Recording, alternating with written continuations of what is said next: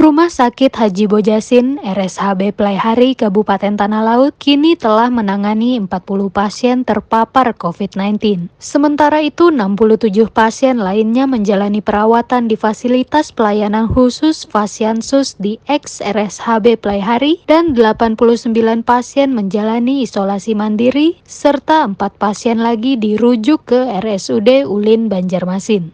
Bertambahnya jumlah pasien yang dirawat di RSHB terjadi sejak Desember lalu. Sebelumnya pasien yang dirawat di RSHB tidak lebih dari 10 pasien. Bahkan pada November 2020 lalu, tak satu pun pasien COVID yang dirawat. Namun memasuki bulan Desember, jumlah pasien COVID-19 terus bertambah hingga pertengahan Maret ini.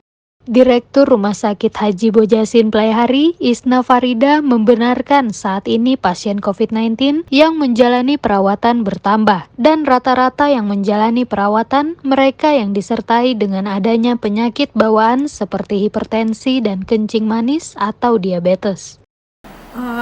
Sejak awal tahun sampai sekarang memang pasien kita tidak pernah lagi di bawah 10. Hari ini pun sampai dengan 40 itu yang dirawat, masih ada yang nunggu di IGD untuk masuk ruang perawatan.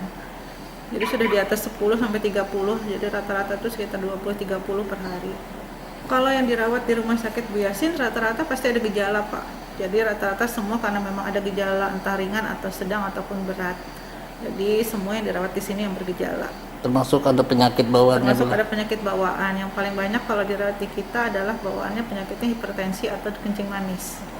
Saat dikonfirmasi, Kepala Dinas Kesehatan Tanah Laut Hajah Nina Sandra menjelaskan total warga Tanah Laut yang terpapar COVID-19 saat ini 2.442 orang. Namun dari jumlah tersebut yang sembuh 2.182 orang dan dalam perawatan 198 orang, sedangkan meninggal dunia 66 orang.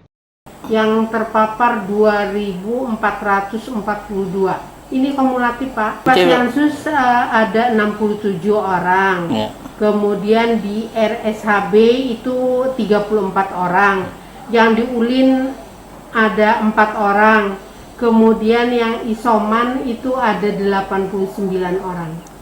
Masih tingginya jumlah warga Tanah Laut yang terpapar COVID-19 tidak terlepas dari masih kurangnya kesadaran warga akan protokol kesehatan prokes. Karenanya diimbau agar warga tetap mematuhi prokes karena pandemi COVID-19 belum berakhir. Dari Playhari Tanah Laut, reporter Banua Pos TV, Zulkifli melaporkan.